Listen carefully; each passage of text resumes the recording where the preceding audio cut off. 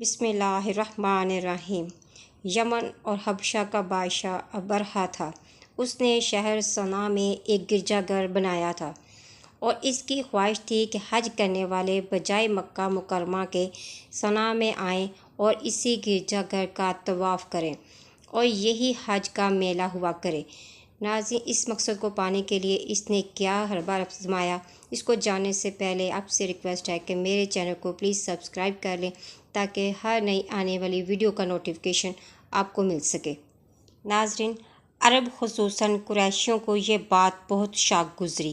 چنانچہ قریش کے قبیلہ بنو کنانہ کے ایک شخص نے آپے سے باہر ہو کر صنعا کا سفر کیا اور ابرہہ کے گرجا گھر میں داخل ہو کر پیشاب خانہ کر دیا اور اس کے در و دیوار کو نجاست سے آلودہ کر ڈالا۔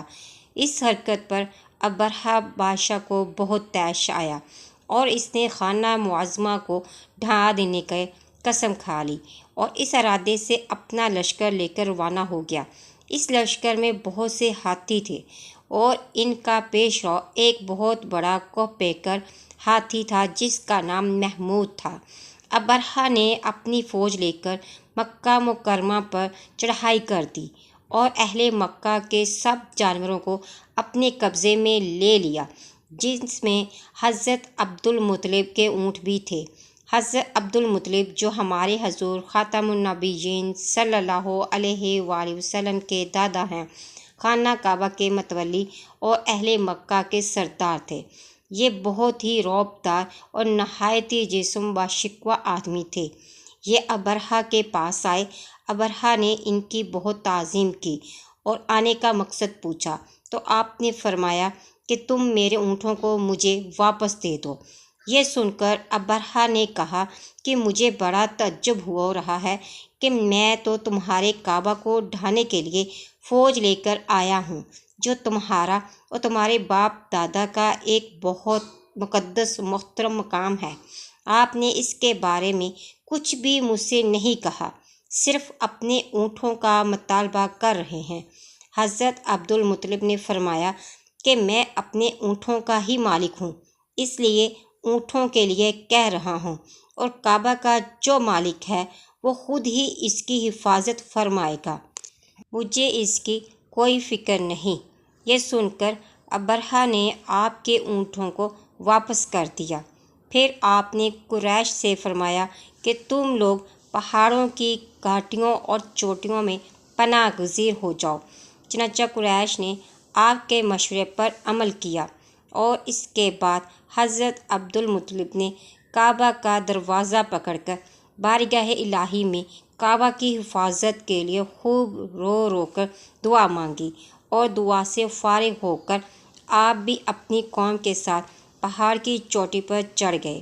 ابرہہ نے صبح تڑکے اپنے لشکروں کو لے کر کعبہ مقدسہ پر دھاوا بول دینے کا حکم دے دیا اور ہاتھیوں کو چلنے کے لیے اٹھایا، لیکن ہاتھیوں کا پیش رو محمود جو سب سے بڑا ہاتھی تھا وہ کعبہ کی طرف نہ چلا۔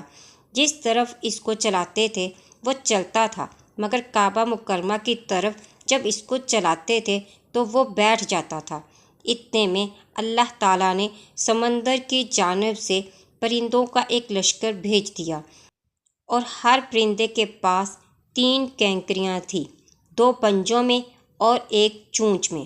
ابابیلیوں کے اس لشکر نے ابرہہ کی فوج پر اس زور کی سنگ باری کی کہ ابرہہ کی فوج بدحواس ہو کر بھاگنے لگی، مگر کینکریاں گو کہ وہ چھوٹی چھوٹی تھیں، لیکن وہ قہر الہی کے پتھر تھے کہ پرندے جب ان کینکریوں کو گراتے تو وہ سنگریزے فیل سواروں کے خود کو توڑ کر سر سے نکل کر جسم کو چیر کر ہاتھی کے بدن کو چھیدتے ہوئے زمین پر گرتے تھے۔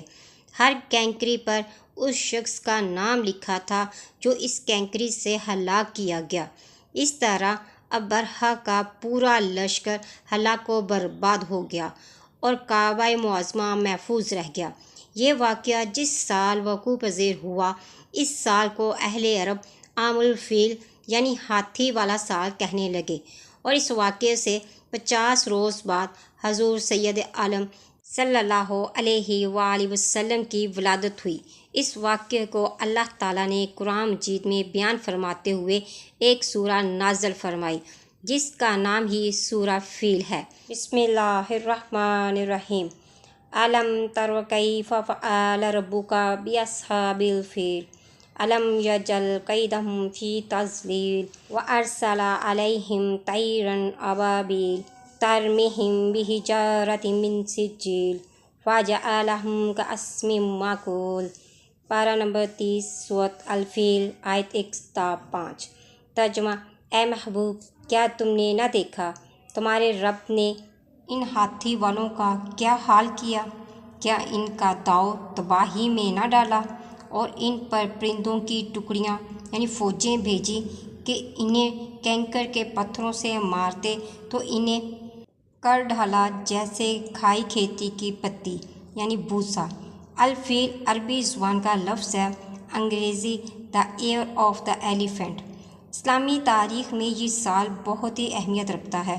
یہ سال 570 عیسوی کا ہے۔ اسی سال مکہ مکرمہ میں حضرت محمد صلی اللہ علیہ وآلہ وسلم کی ولادت ہوئی۔ ان کے والد محترم وفات پائے اور کعبہ پر حملے کا واقعہ پیش آیا۔ ناظرین، اس واقعے میں درس ہدایت ہے۔ اس سے معلوم ہوا کہ قرآن مجید کی طرح کعبہ معظمہ کی حفاظت کا ذمہ بھی خداوند قدوس نے اپنے ذمہ کرم پر لے رکھا ہے کہ کوئی طاغوتی طاقت نہ قرآن مجید کو فنا کر سکتی ہے اور نہ ہی کعبہ کو صفحہ ہستی سے مٹا سکتی ہے، کیونکہ خداوند کریم ان دونوں کا محافظ اور نگہبان ہے۔ واللہ تعالی عالم۔ ناظرین، اگر آپ کو میری آج کی ویڈیو اچھی لگی تو پلیز مجھے کمنٹس میں ضرور بتائیں۔ ملتے ہیں نیکسٹ ویڈیو میں۔ فی امان اللہ۔